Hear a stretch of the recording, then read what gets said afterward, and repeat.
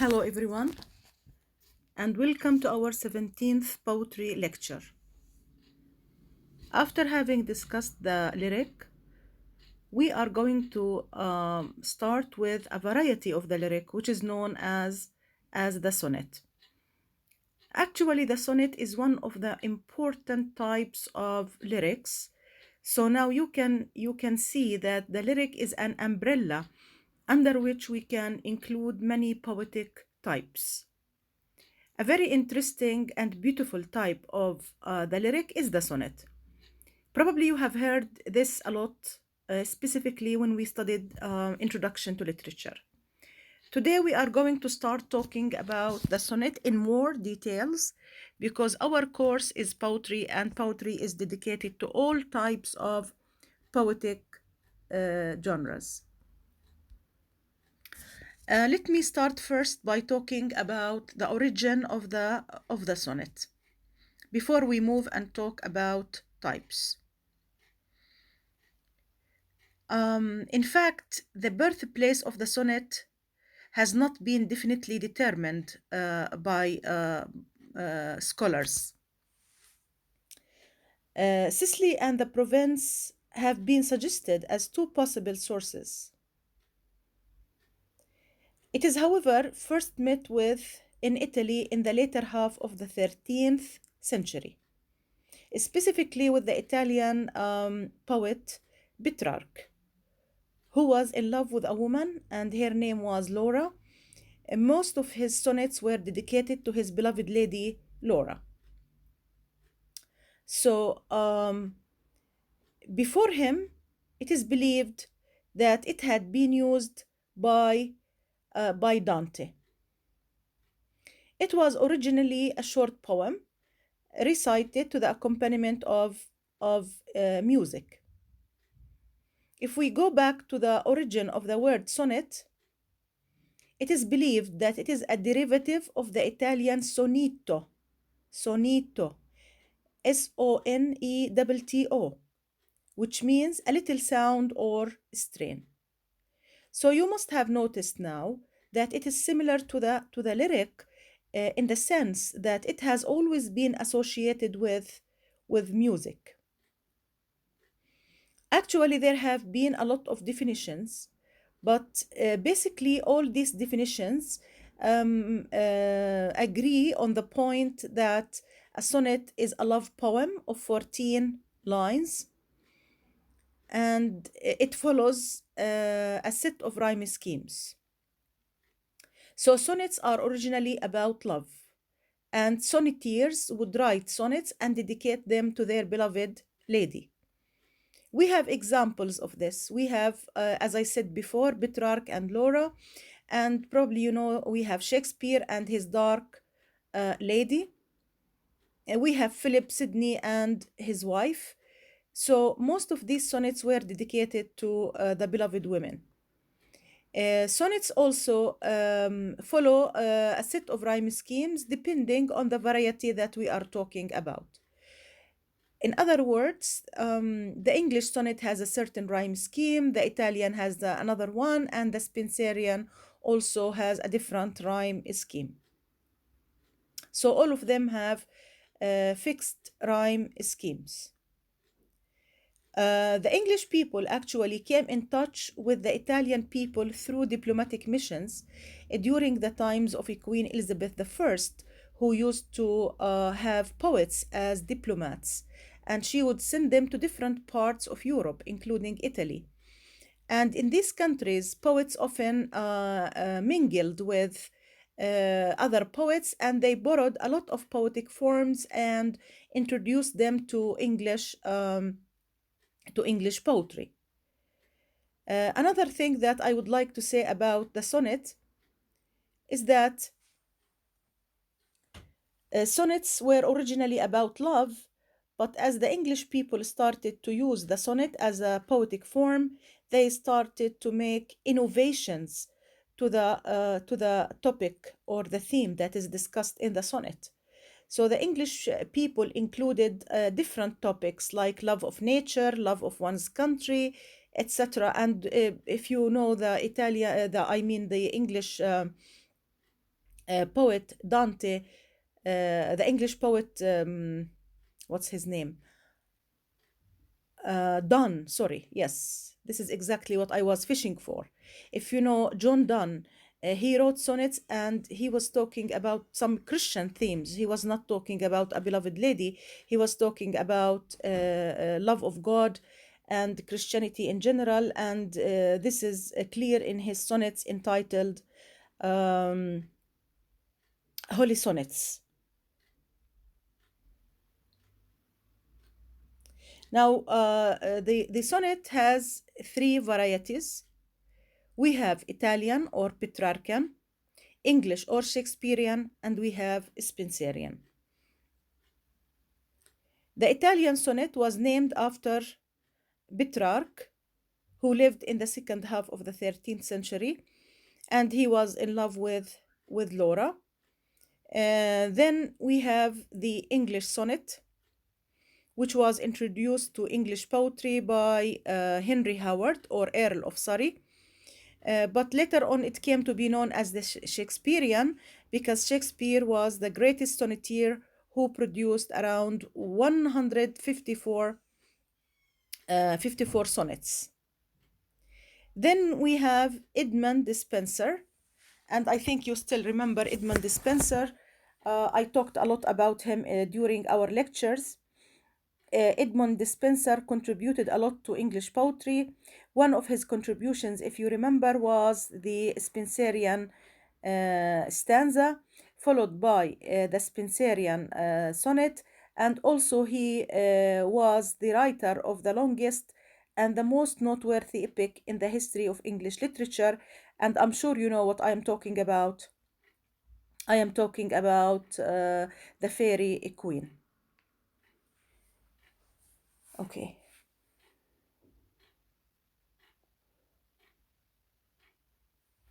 Before I start with examples, I would like actually to distinguish between the Italian sonnet, the English sonnet, and the Spenserian.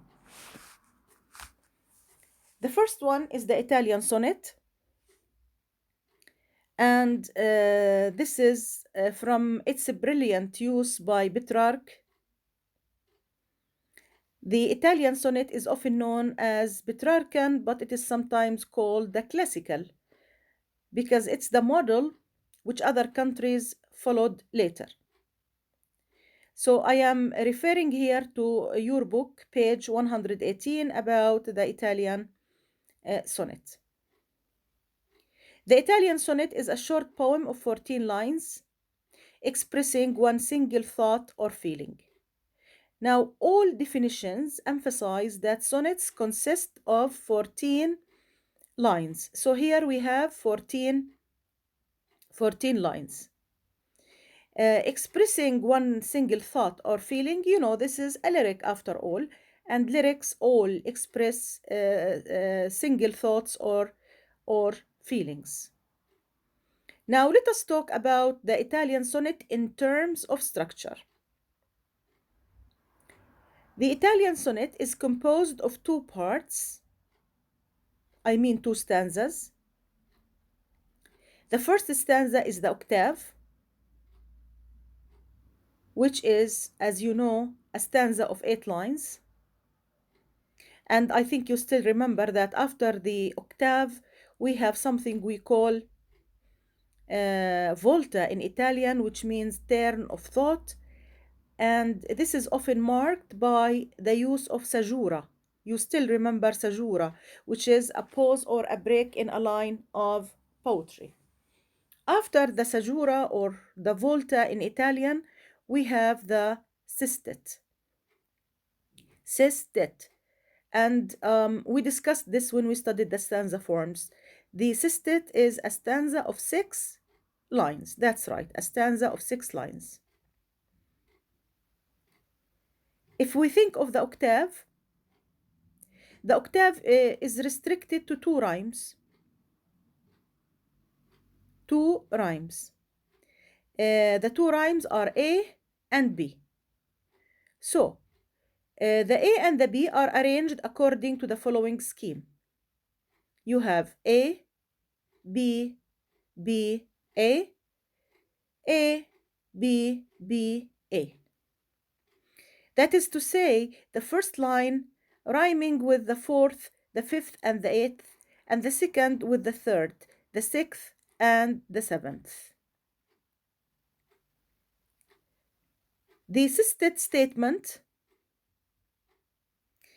illustrates it. In other words, there is a turn in the thought after the eighth line. Okay? Most Italian sonnets follow a tradition in poetry that we call the Petrarchan love tradition. The Petrarchan love tradition. The Petrarchan love tradition, and keep this in mind, please. The Petrarchan love tradition is a tradition in Italian sonnets where we have a randy suitor or a passionate lover, if you like, who falls in love with a lady of extraordinary beauty. But this lady is often coy, or let me say, she pretends to be shy, and often she proves herself to be inaccessible and unreachable. So, what's the result? As you can probably predict, the lover would suffer and he would actually feel this suffering all the time. So much so that he might stop loving her in the assisted. Some Italian sonnets really focus on the suffering of the lover, whose love is often unrequited, because the lady, as I said, does not reciprocate or let me say requite his love. But some other times we notice that the focus of the Petrarchan sonnet is on the beauty of the lady. The beauty of the lady. The lady often has what you might call rosy cheeks, coral red lips, let me say blonde hair, blue eyes. She walks like a deer. Her voice is melodious, and her hair is yellow. And often she is very proud. And the sestet is different from the octave, because the octave, as I said, is either an expression of the poet's suffering in love or a description of the extraordinary beauty of the lady. After the poet discusses this in the octave, he is most likely sorry sorry after having discussed this in the octave, we notice that the poet has a kind of pause or break, um, and it has the turn of thought where the poet sort of changes his mind and says something different in the sisted. Like, for example, he might say, I stopped loving you, or such things that show the hopelessness of the lover's case. Now, is there a difference in the rhyme scheme of the octave and the sestet? Yes. If the octave is A, B, B, A, A, B, B, A, then the sestet is C, D, E, C, D, E, and some other times C, D, E, D, C, E. Also, another variety would be C, D, C, D, C, D. It varies from one poem to another, depending on the variety that the poet is using.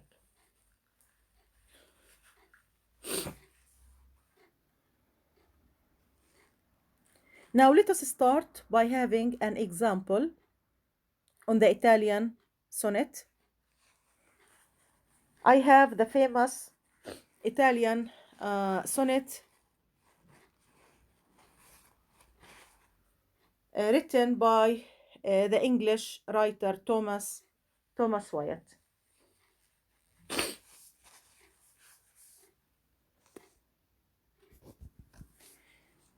The title of the poem is Whoso lists to hunt. Whoso lists to hunt.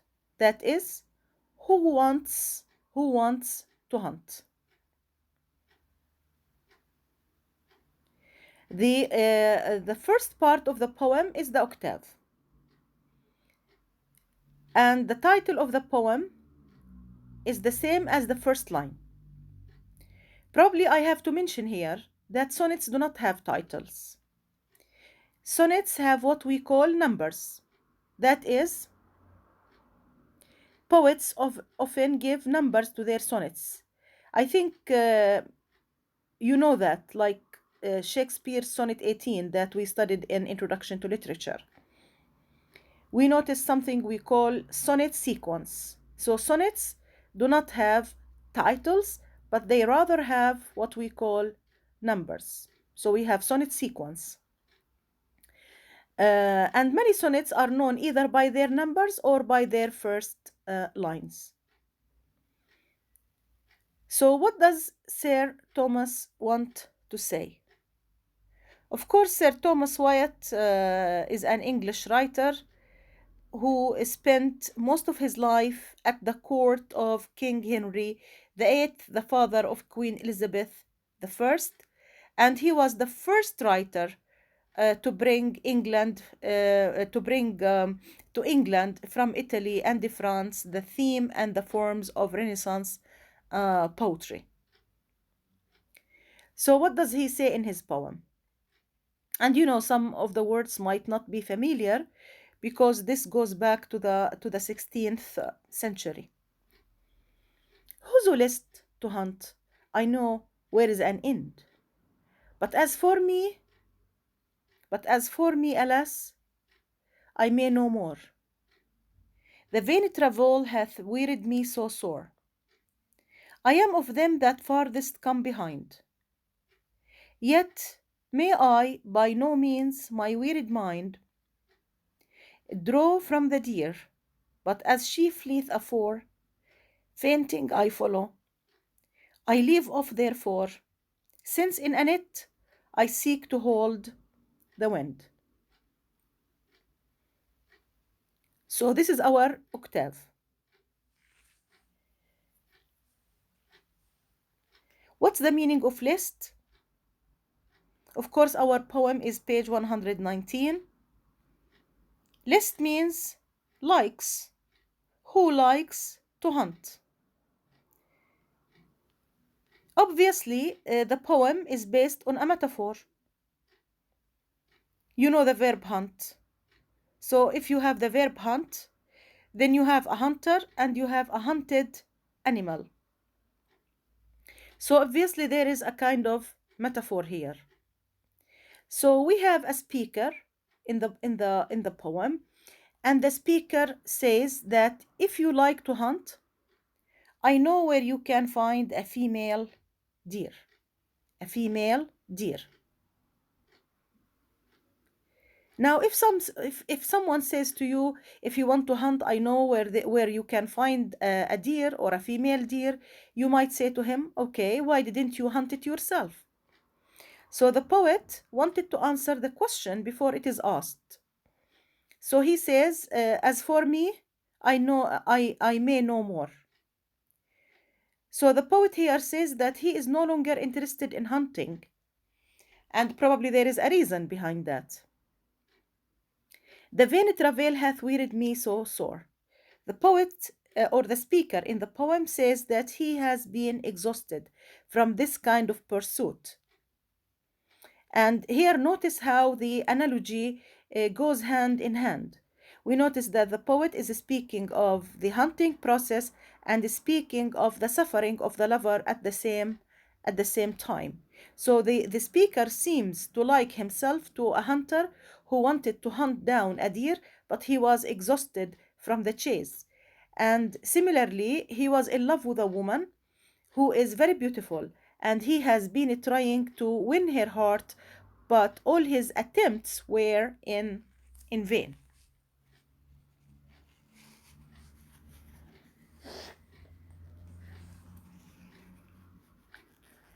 So the pursuit of the deer is likened, the pursuit of the lady is likened to the hunting of a deer.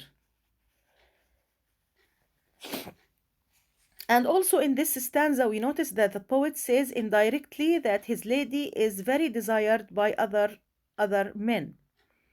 So he sort of says indirectly that you can have a queue of men, all of them are waiting to win her heart, exactly like when you have a group of hunters who are trying to follow the same deer. So the poet here says that he comes the farthest. He is far away from the deer. Other hunters are closer to his female deer.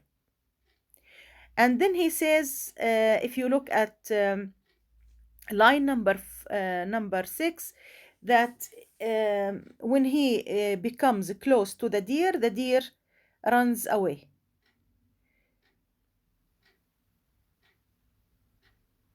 And also he refers to his mind, which has become very exhausted, from the hunting of the deer. But unfortunately, when he becomes close, the deer flies away. Fainting, I follow. Notice the use of inversion. Instead of saying I follow fainting, he says fainting, I follow. The poet here makes the speaker say that he tries to follow the deer and he has been exhausted, and therefore he tries to follow, so he is about to faint. That is, he's about to lose consciousness. He's about to lose consciousness.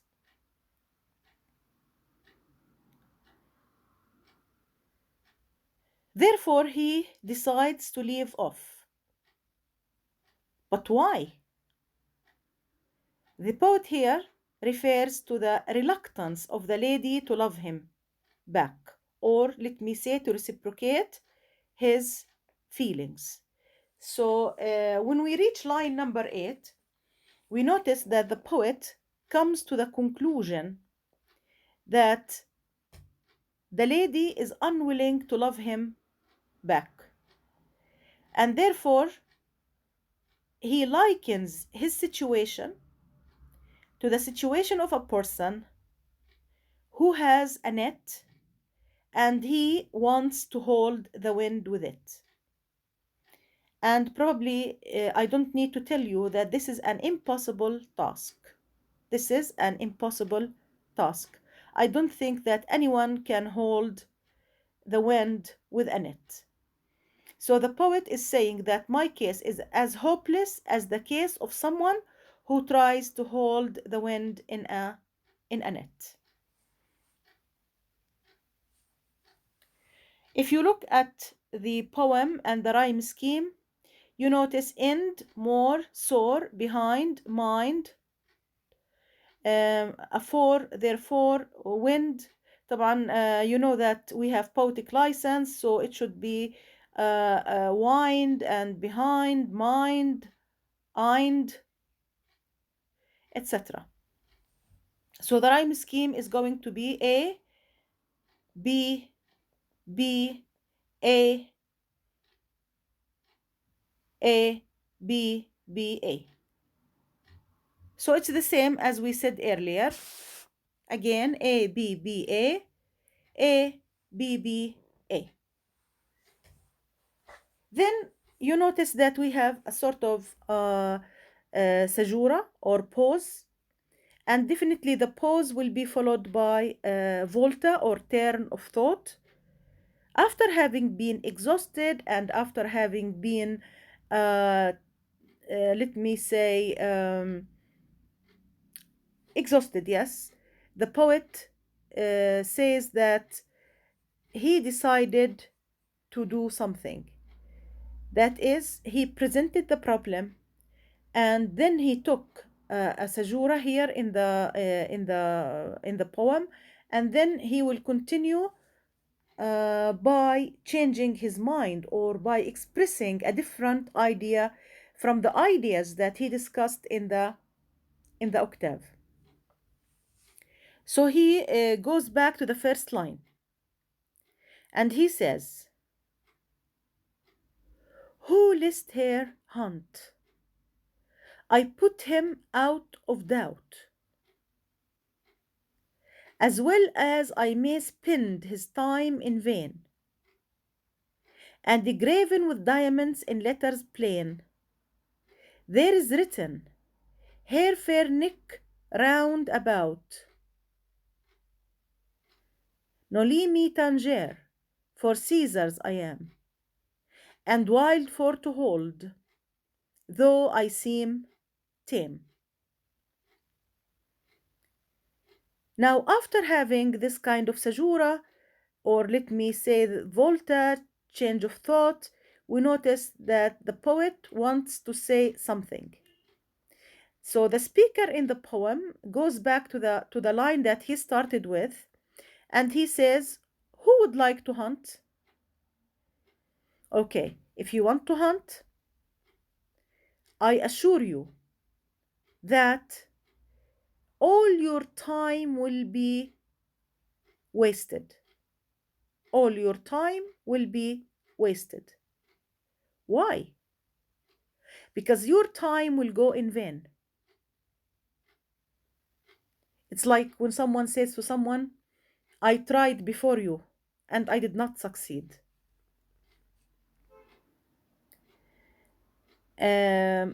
And graven with diamonds in letters plain, there is written, "Her fair neck round about, noli me tangere, for Caesar's I am." Now, here we have an image that we need to imagine. The poet says that he saw a necklace round the neck of his beloved lady. And what is it made of? Yes, diamonds. And these diamonds seem to be made out of diamonds. So the necklace is made out of diamonds. And this is again a symbol of the beloved lady's luxury, richness, and high status. So the necklace takes the shape of of Latin writing. Of course, I don't know Latin, but I think this is noli me tangere, which means do not touch me. It's taken from Latin. Do not touch me, for Caesar's I am. The beloved lady, according to the speaker, says that she is too high for him. She can be the wife of a king or a Caesar. She cannot be the beloved lady of the speaker or the poet. She can be the beloved lady of a Caesar. Again, this emphasizes the conception that the lady of the Italian sonnet is often inaccessible and unreachable to the speaker in the poem. She is too high for him. And wild for to hold, though I seem tame. The poet here concludes his poem by using a language device which is very effective.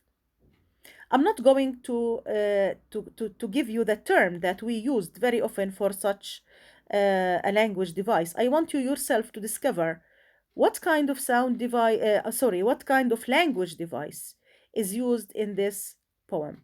We started to confuse things because, we have been talking all the time about either sound devices or language devices. But here I mean language device. Here we have a language device which is used in the last line, which is line number 14 of the sonnet. The beloved lady supposedly says that I might seem tame, but in fact I am wild. Notice the use of the word tame and wild. Often these words are used for animals when we speak about animals. The wild animal is not easy to control, whereas the tame animal can be domesticated and can be raised in any place. So again, I want you to know that here the poet uses an effective language device that you are going to name it, that you are going to name yourself. So please try to write the term we use for this kind of language device, where you have two statements separated by a comma. Uh, if you want to paraphrase, the lady says, I seem to be tame, but in fact I am wild. Don't you notice that this was a very successful way of linking the first part of the poem to the last? Like, if you notice, the poet started with the extended metaphor in which he likens the beloved lady to a female deer, and he likens himself to a hunter. I think the two things are related, since the conclusion of the poem was using these two expressions which are related to hunting, wild and tame. So this is an excellent example of the Italian sonnet written by an English writer. You know, the English writers started as imitators. Later on, the English sonnet took an independent course for itself. Um, I think I should tell you that this poem has a historical background. It is often believed that the woman who is meant here is Anne Boleyn, the mother of Queen Elizabeth I. It is believed that the poet Thomas Wyatt was in love with Anne Boleyn, but later on she married King Henry VIII, and this probably explains why we have this line for Caesar's I am. It could be a reference to King Henry VIII. If you also notice, this poem basically focused on the suffering of the lover in the octave. The poet did not spend most of his time talking about the beauty of his lady, but he really spots all the lights on his own suffering in trying to win the heart of the lady. In order to achieve his purpose, the poet used an extended metaphor borrowed from the world of hunting. But the fact that the lady is likened to a female deer indicates that the lady must have been beautiful, because often, exactly like in our Arabic culture, beautiful ladies are likened to female deer. You know, a lot of English poems use this, and basically Arabic. When you think of likening the beloved lady to Ghazal or Reem or Maha, so the fact that she is deer or a female deer shows that she must have been a beautiful woman. So the poet here focused on the beauty of the lady and the fact that she is unreachable and inaccessible, so much so that he likens her to a deer that can run fast and he lingers behind.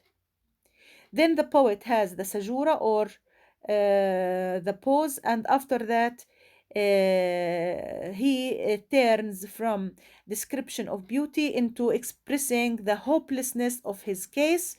He found that he cannot win her heart, even though he has been a passionate lover and Arandi suitor, and he alluded to the fact that this woman is too high for him by referring to Caesar.